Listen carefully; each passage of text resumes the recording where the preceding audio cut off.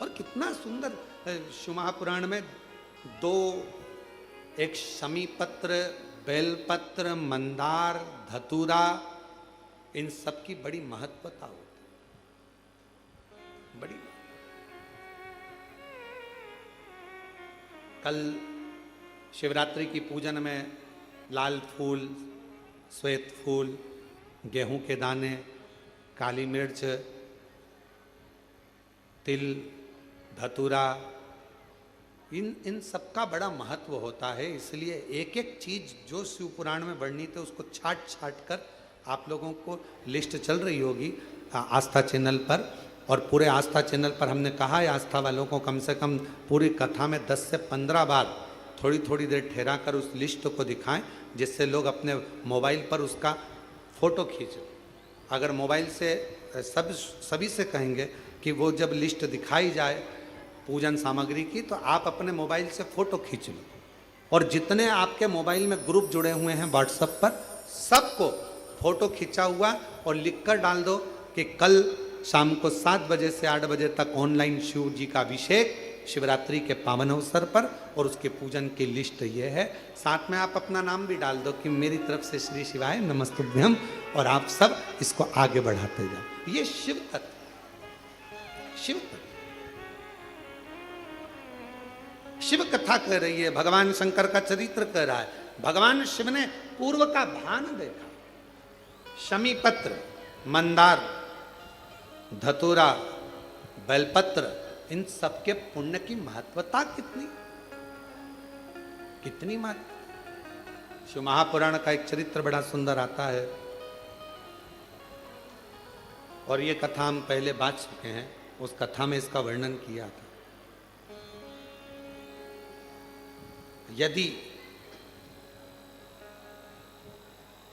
भगवान गणेश जी की पूजन और भगवान शंकर की पूजन दोनों जब शमी पत्र से करी जाती है, तो शरीर में कैसा भी रोग भरा पड़ा हो, डॉक्टर ने कह दिया कि यह बहुत बेकार रोग है और यह रोग इसका पीछा नहीं छोड़ेगा। यदि आपको डॉक्टर ने कह दिया कि ऐसा है, डॉक्टर की दवाइयाँ लो, जांच कराओ, डॉक्टर को दिखाओ, रिपोर्ट लाओ, और साथ में 7 स्थान बताए हैं जहाँ पर शमी पत्र को अगर चढ़ाते रहे चढ़ाते रहे चढ़ाते रहे तो वो रोग कितना भी बड़ा हो, आखिरी में वो रोग समाप्त हो ही जाता है। 7 स्थान बताए शमी पत्र। अब शमी पत्र के 7 स्थान तो बताएं, पर शमी पत्र की इतनी महत्वता क्यों है? मंदार की इतनी महत्वता क्यों है? गणेश जी की पूजन में, शिव जी की पूजन में इतनी महत्वता क्यों है? 7 स्थान पर शमी पत्र का वर्णन किया गया। 7 स्थान शिव महापुराण के, वो 7 स्थान शिवलिंग के आप लोग देखेंगे, दर्शन करेंगे।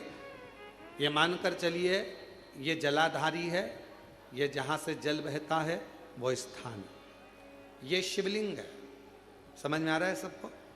ये शिवलिंग, ये जलाधारी, ये जल बहता है वो स्थान, बीच में अशोक सुंदरी का स्थान, गणेश जी, कार्तिकेय जी का स्थान, माँ जगत जननी का हस्तकमल, शिवलिंग, ऊपर जलाधारी में जया, विषहरा, श्यामली बारी, दौतली, देव। 7 स्थान बताए।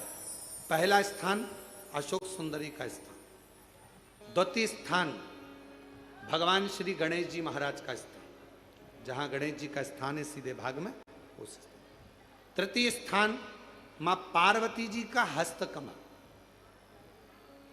चतुर्थ स्थान भगवान शंकर का शिवलिंग। चौथा स्थान। 5वां स्थान नंदी का उठा हुआ चरण, जो नंदी का पांव उठा हुआ रहता है एक आगे वाला, 5वां स्थान। और 2 शमी पत्र भगवान शंकर के सम्मुख में से अपनी कामना कर कर 3 बार पंचाक्षर मंत्र का या श्री शिवाय नमस्तुभ्यम का स्मरण कर कर वो शमी पत्र भगवान शंकर के शिवलिंग पर फिर समर्पित कर दिया जाए। अगर ये 7 शमी पत्र समर्पित कर कर 1 बेलपत्र शिव जी को समर्पित करा जाता है तो धीरे धीरे कैसा भी बड़े से बड़ा रोग हो वो धीरे धीरे कटना प्रारंभ हो जाता है। शमी पत्र की महत्वता, पूजन में वर्णन, शमी की इतनी महत्वता क्यों है तो शिव महापुराण में यह भी वर्णन किया गया। औरव मुनि के, औरव ऋषि के कोई संतान नहीं थी।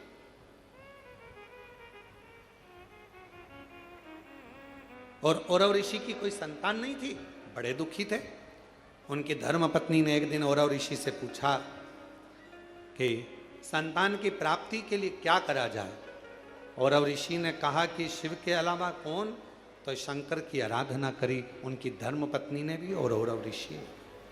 और शिव आराधना का फल ये मिला, धर्म पत्नी प्रदोष काल आता था, शाम के समय भगवान शंकर की आराधना में डूब जाती थी और औरव ऋषि भी शाम के समय शिव की आराधना करते थे शाम के समय। और नमः शिवाय, ओम नमः शिवाय, नमः शिवाय, ओम नमः शिवाय, श्री शिवाय नमस्तुभ्यं, श्री शिवाय नमस्तुभ्यं। स्मरण में लगे हैं औरव ऋषि। उनकी धर्मपत्नी भी शाम के समय भगवान शंकर का भजन कर रही, बाबा से प्रार्थना करी। रोज शाम के समय पर भगवान शंकर की आराधना करते, पूजन करते, स्मरण करते। शिव जी ने कृपा कर कर उसका गर्भ ठहर गया। गर्भ ठहरने के बाद एक लड़की ने, कन्या ने जन्म लिया।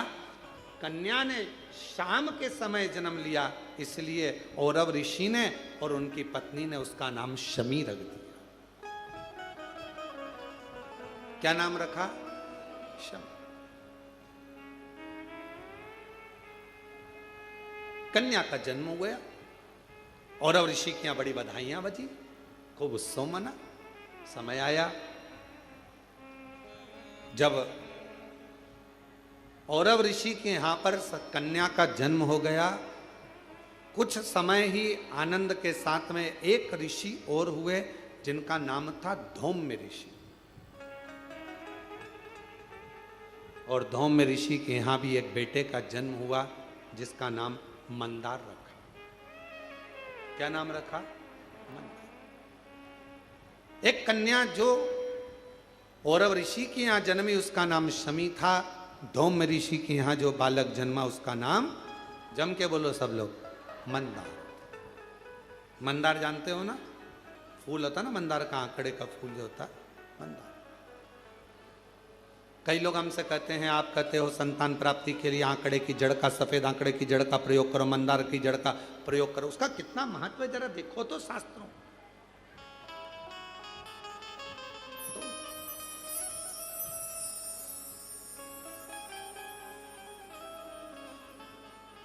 औरव ऋषि की बेटी बड़ी हुई, धौम्य ऋषि का बेटा बड़ा हुआ। दोनों बड़े हो गए। उनका विवाह दोनों ने पक्का कर दिया, औरव ऋषि और धौम्य ऋषि। शमी और मंदार की शादी हो गई। छोटे थे, पहले के समय में छोटी अवस्था में विवाह हो जाता था।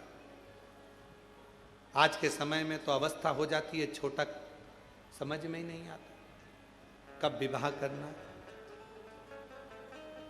पहले लोगों ने विचार करा, पढ़ाओ पढ़ाओ पढ़ाओ पढ़ाओ पढ़ाओ, मना नहीं। फिर नौकरी नौकरी, धंधा पानी, नौकरी नौकरी करते करते कब 30-35 साल के हो गए, विवाह का ध्यान नहीं रहा। फिर बाद में लड़का देख रहे, लड़की देख रहे, विवाह पक्का ना हो पा रहा। फिर ना जाने कहाँ कहाँ जाकर, महाराज जी हमारी पत्रिका देखो, महाराज जी हाथ देखकर बताओ, महाराज जी कुछ बताओ, शादी हो जाए, ब्याह हो जाए।